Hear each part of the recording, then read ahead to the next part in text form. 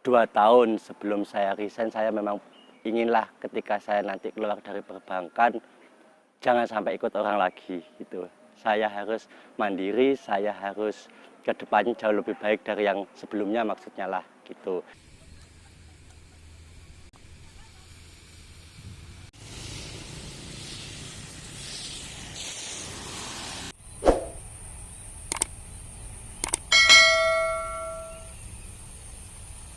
Waalaikumsalam warahmatullahi wabarakatuh. Saya Rian. Nggih. Asli Serono, Mas. Serono Kebaman. Dekat Puskesmas Kebaman maksudnya rumahnya. Ya, Jalan Raya Rego Jampi depan POM Sukonatar Serono. Gitu. Ya, kuliner, terutama kuliner untuk wisata petik buahnya ini biar tempat saya lebih edukasi aja, Mas. Biar tidak monoton. Jadi memang masih bertahap untuk titik itu, biar edukasi lah. Jadi orang makan biar nggak hanya datang untuk makan, jadi biar nggak bosen nanti nunggu makanan, kita bisa petik-petik buah sendiri sini gitu. Jambu kristal, Mas. Kalau jambu kristal ini mungkin dari rasa dia lebih manis, teksturnya lebih crunchy, dan bijinya itu bisa dibilang jauh lebih sedikit daripada jambu-jambu lain. Kalau untuk jambunya sudah kurang lebih hampir 6 sebelum ada bangunan ini.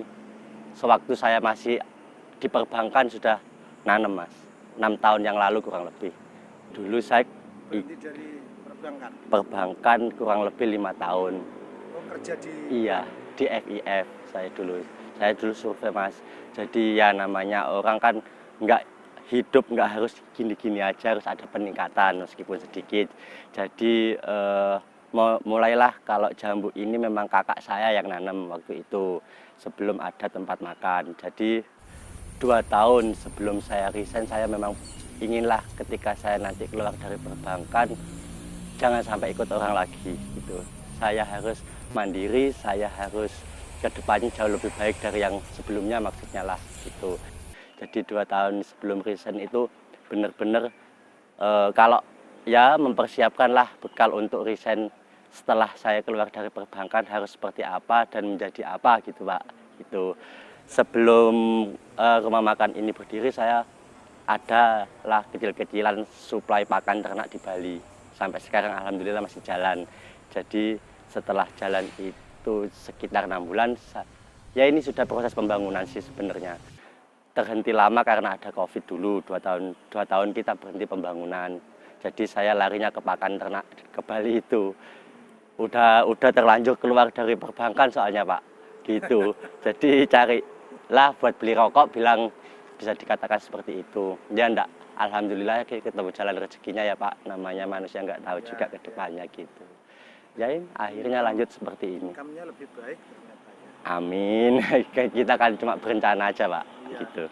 Untuk hasil akhir biarlah yang punya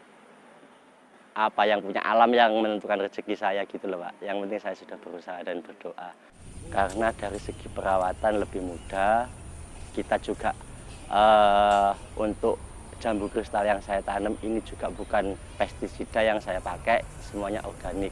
Jadi mungkin memang karena saya mengutamakan kualitas, tidak mengutamakan ukuran lah, Pak. Jadi memang ukurannya tidak terlalu besar tapi rasanya manis gitu dan aman. Langsung ibarat kita petik langsung kita makan aman karena tidak ada pestisida sama sekali, organik semua, pupuk kandang dari kotoran kelinci dan kambing yang saya fermentasi, saya jadikan pupuk biar aman lah, Pak, gitu. Kalau pestisida takutnya orang ngambil belum dicuci dimakan kan resikonya nanti ada ke saya gitu, Pak. Jadi saya untuk mengurangi resiko negatif untuk saya pribadi, saya mulai 2 tahun awal itu saya pindah ke organik sampai sekarang alhamdulillah lah. Keamanan lah, Mas, dari lalat buah gitu. Jadi kalau nggak dimasukin ke kantong plastik nggak bisa jadi jambu yang ada kualitasnya, karena biasanya mulai usia 3 minggu itu sudah usia pertumbuhan buahnya, maksud saya itu lalat buah banyak datang mas. Jadi ketika dia hinggap, apalagi dia sampai ini pak, menyengat buah itu. Buahnya. Memang dari luar itu biasa, tapi dalamnya yang busuk gitu pak. Satu Dari itu luar masih tetap utuh ya? dalamnya yang busuk. Satu itu, dua juga dari burung pak. Namanya kita di alam kan, kalau masak. Dan yang ketiga menjaga warna pak. Jadi nggak langsung bersentuhan dengan matahari secara langsung, ada lapisannya. Jadi kulit luarnya itu bersih. Kalau ndak ada, bisa dibedakan, ada yang besar tanpa masuk di kantong plastik, kan ada coklat-coklatnya pak. Karena itu terkena sinar matahari langsung gitu. Jadi untuk melapisi lah, pasti bisa dibilang seperti itu mas. Kali ini, Mas. Kalau produktif saya itu 1 bulan bisa 2 sampai 3 kali. Jadi terkadang 1 minggu sekali, bisa 1 minggu 2 kali. Ini baru kemarin sore kita kirim ke Bali pak. Jadi makanya mungkin agak kecil-kecil gitu. 1 kali panen kadang kalau yang produktif itu bisa 2 sampai 3 kintal lah pak, 1 kali petik. Ini sudah dikurangin jumlah pohonnya. Dulu ada 215 pohon. Karena ada pembangunan, ya memang dipotong untuk ini lahan. Tinggal berapa ini mas? Kalau kurang lebihnya lah, anggap aja mungkin sekitar 200 lah mas, gitu. Tapi rencananya biar lebih enak, kalau ada rezeki sih sini mau tak kasih saung pak. Jadi kita nanti makanya view-nya menyatu dengan alam. Gitu enggak. Masih bertahap lah pak, masih berjalan pelan-pelan. Kalau Sekarang gitu. enggak. Tergantung mas, kita nggak bisa menentukan, tergantung pasar. Jadi naik turunnya harga kita nggak bisa menentukan. Jadi lihat pasaran berapa. Orang juga jambu kristal sekarang petaninya juga banyak gitu. Tapi kan meskipun petani banyak, kita punya kualitas masing-masing dari segi perawatan pak. Nah itu Pasti jalan insya Allah lah. Tapi untuk selama 6 bulan pertama ini kita masih jalan 6 bulan.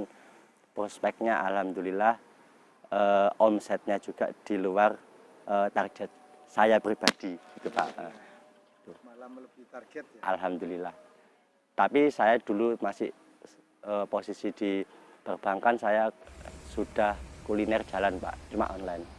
Jadi saya itu pegang satu FIF, satu Banyuwangi untuk konsumsi makanan pak, gitu. Tiap-tiap akhir bulan kalau closing itu makanya dari saya. Kalau dari kebun ini gini mas, kalau pendapatan dari kebun itu kan larinya ke kakak saya gitu pak. Jadi ya untuk omsetnya sih ya, jadi apa-apa itu ya yang tahu kakak saya lah gitu. Ya yang jelas ditabung mungkin mas sama dia gitu. Yang jelas seperti itu mungkin. Cuma saya kan bantu promo, bantu jualan produknya kakak gitu aja pak. Jadi uangnya pure masuk ke kakak saya gitu. Bantu pemasaran aja pak. Sebenarnya suka dan dukanya gimana ya mas, nggak terlalu banyak dukanya sih gitu. Dulu mungkin kalau di awal-awal 1 tahun pertama atau 2 tahun pertama memang banyak dukanya, karena basicnya bukan petani mas. Kakak saya di kesehatan, saya ya kalau kuliner, cuma nggak punya ini pengalaman, nggak punya ilmu untuk bercocok tanam gitu pak. Masih belajar 1-2 tahun pertama itu. Nggak terlalu ribet lah, nggak harus seperti buah naga, kita harus ngawinkan, kita harus ini atau itu, enggak. Jadi Ini belajarnya dari mana nih? otodidak semua pak. Iya, Cocok. coba-coba pak. Iya, iya. Saya sama kakak saya itu termasuk orang yang punya rasa penasaran yang tinggi pak, dan nggak takut sama kegagalan gitu maksudnya pak. Ini gali terus gitu, jatuh naik lah, jatuh bangun lagi gitu.